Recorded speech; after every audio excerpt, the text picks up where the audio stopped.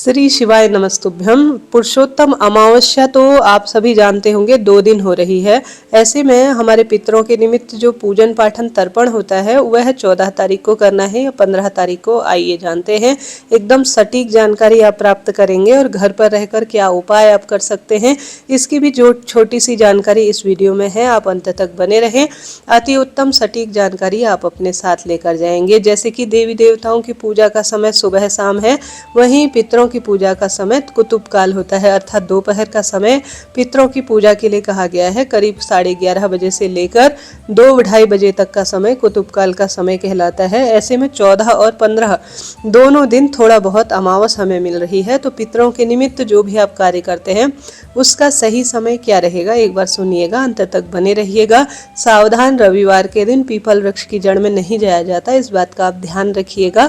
और पितृ प्रसन्न हैं तो शारीरिक मानसिक आर्थिक कष्ट बंधनों से मुक्ति मिलती है और सारी बाधा शंका का भी निदान हो जाता है। अब पितृ नाराज है तो शारीरिक मानसिक आर्थिक कष्ट बंधन लगे रहते हैं। तो भले ही आप अमावस के निमित्त कोई कार्य नहीं कर पाते हैं, परंतु प्याज लहसुन तामसिक चीज़ें, नए कार्य की शुरुआत ना करें, नया सुहाग सामग्री ना खरीदें और पितरों के निमित्त थोड़ा बहुत ही सही कुछ ना कुछ करने का प्रयत्न करें। इस बात का ध्यान रखें, तभी आपके जीवन में सार्थकता आएगी। अब अमावस तिथि कब से कब तक है? जैसे कि पुरुषोत्तम महीने का यह आखिरी दिन भी रहेगा, तो अमावस तिथि शुरू होगी 14 जून 2026 दोपहर 12:19 और इस तिथि का समापन होगा 15 जून 2026 सुबह 8:46 के आसपास। ऐसे में पितरों की पूजा का समय या पितरों के निमित्त तर्पण इत्यादि का जो समय होता है वह दोपहर में कहा गया है। ऐसे में पितरों के निमित्त आप तर्पण वगैरह करना चाहते हैं या कोई दोष मुक्ति के लिए या कोई विशेष ब्राह्मण भोज हवन वगैरह करना चाहते हैं, गीता जी का 7वां अध्याय सुनना चाहते हैं या कोई विशेष आपकी इच्छा है, मनौती है पितरों के निमित्त, या आप जो मालपुआ वगैरह दान करने का, जैसे कि मैं पुरुषोत्तम महत्व में पढ़ रही हूँ उसमें स्पष्ट रूप से लिखा गया है कि मालपुआ इत्यादि का दान अमावस पर करना ज़्यादा शुभ रहता है, अंतिम दिन शुभ रहता है। तो आप अमावस तिथि रहते रहते पितरों के निमित्त तर्पण करते हैं या इन चीज़ों का दान करते हैं तो ज़्यादा फल मिलता है। तो 14 तारीख दोपहर 12:19 से 15 तारीख की सुबह 8:46 के मध्य आप सभी संपूर्ण कार्यों को कीजिएगा, अनंत गुना लाभ होगा। पितरों का जो तर्पण वगैरह है वह 14 तारीख को किया जाएगा। सोमवती अमावस्या के निमित्त जो पूजन होगा, पीपल पूजा होगी और साथ के साथ जो भी आप 14 तारीख नहीं कर पाए हैं व्रत उपवास के निमित्त, वह 15 तारीख कर सकते हैं। हालांकि कई लोग क्या मानते हैं कि सूर्य मुख को देखते हुए जो तिथि है वह पूरे दिन हमें मान्य करनी चाहिए। अगर आप सूर्य उदयकालीन तिथि अनुसार करते हैं तो आप सभी 15 तारीख सोमवती अमावस्या के निमित्त पितरों का तर्पण वगैरह संपूर्ण कार्य कर सकते हैं, परंतु 8:46 तक ही अमावस्या, इसके मध्य कर लेते हैं तो शुभ होता है। हालांकि 8:46 इस गर्मी के समय में खूब समय है जब आप कर सकते हैं संपूर्ण कार्य। चाहे तो 14 तारीख को दोपहर 12:19 के बाद आप कभी भी कर सकते हैं। ठीक है जी, यह तो बात हो गई संपूर्ण जानकारी की।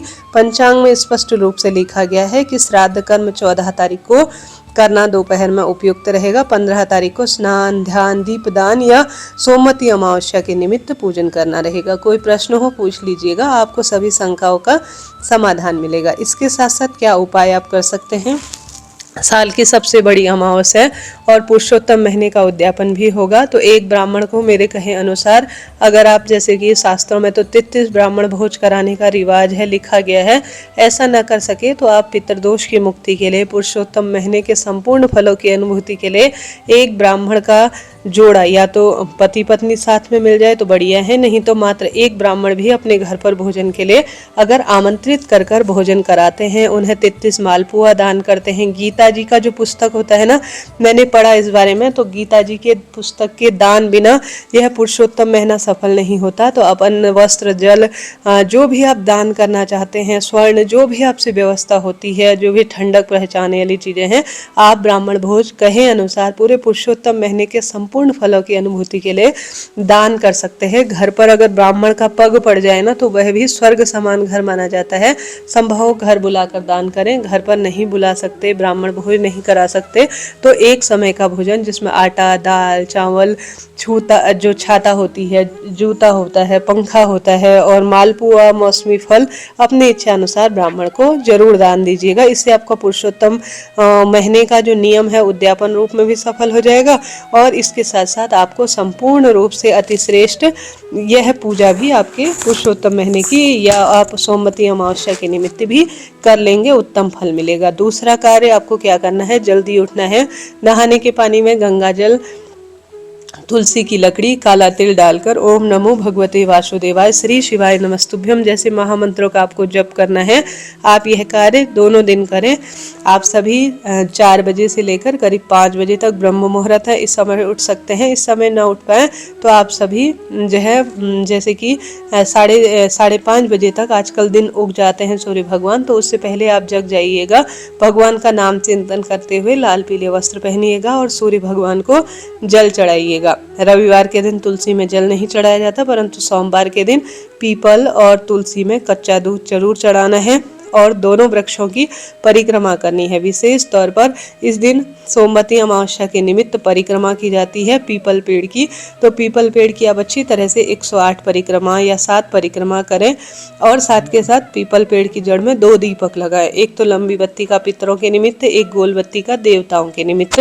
और पीपल वृक्ष की परिक्रमा आप 108 की संख्या में सामग्री के साथ जैसे टॉफी, ड्राई फ्रूट, पान, धान के साथ परिक्रमा कर सकते हैं। परिक्रमा कैसे की जाती है कमेंट्स में वीडियो पिन है, एक बार आप जरूर देखिएगा। पीपल वृक्ष और तुलसी को कच्चे दूध से सींचिएगा और ज़्यादा से ज़्यादा दान कीजिएगा, बहुत शुभता इससे मानी जाती है। और साथ के साथ आपने यह पीपल पूजा कर ली और आपने ये कार्य कर लिया। एक पितरों के निमित्त जल का लोटा लीजिए, उसमें काला तिल, जौ, कुशा और थोड़ा सा चावल, इनका प्रयोग कर कर दक्षिण दिशा की ओर मुख करते हुए सर्व पितृ देवाय नमो नमः कहते हुए जलदान जरूर करें। चाहे तो घर पर भी आप जो तुलसी है उस पर भी कर सकते हैं या दक्षिण दिशा की ओर मुख करते हुए जलदान करें। दीप दान करें घर की रसोई में या घर के द्वार पर या पीपल पेड़ की जड़ पर दक्षिण दिशा की ओर करते हुए दीप दान करें। अन्न दान करें, ब्राह्मण भोज करा सकते हैं। खीर पूड़ी घर पर बना लीजिएगा, ब्राह्मणों को प्रिय है। इसके अलावा जो आपका मन है वो सात्विक चीजें बनाकर स्वान के लिए, ब्राह्मण के लिए, गौ माता के लिए निकालिएगा। कन्या, भांजा इत्यादि भी इस समय जिमाना बहुत शुभ माना जाता है, तो आप इस दिन जरूर कीजिएगा। इसका लाभ है, आपने अन्नदान किया, जलदान किया, दीपदान किया, इसके बाद आपकी इच्छा है आप पितरों के निमित्त 33 बत्ती का एक दीपक लगा सकते हैं। आप अंतिम दिन है, आप किसी न किसी स्वरूप में श्रेष्ठता की रूप में प्रभु की पूजा आराधना करें, नाम मंत्र का जप करें। घर के मंदिर में श्री नारायण के निमित्त तुलसी की लकड़ी का दीपदान जरूर कीजिएगा। साथ के साथ आप सभी शिवलिंग पर कच्चा दूध, काला तिल जरूर चढ़ाइएगा। गंगा जल भी चढ़ाने से पितृदोष मिटता है और लाभ देता है। तो इस तरह से दान, पुण्य, पूजा पाठ, उपाय, नियम आपको करना है। अच्छा है, उम्मीद है ये जानकारी आपके लिए उपयोगी रही होगी। कोई प्रश्न हो आप पूछ सकते हैं। सोमवती अमावस्या के निमित्त पहली बार व्रत करना चाहते हैं तो निश्चित रूप से आप कर सकते हैं, कोई दिक्कत की बात नहीं। अधिक मास समापन की ओर है और ये अंतिम दिन का व्रत ना अर्थात 15 तारीख का आपका जीवन बदल सकता है, तो सबको यह व्रत करना चाहिए, कुंवारी लड़की, सुहागिन महिला, सबको। राधे राधे जी।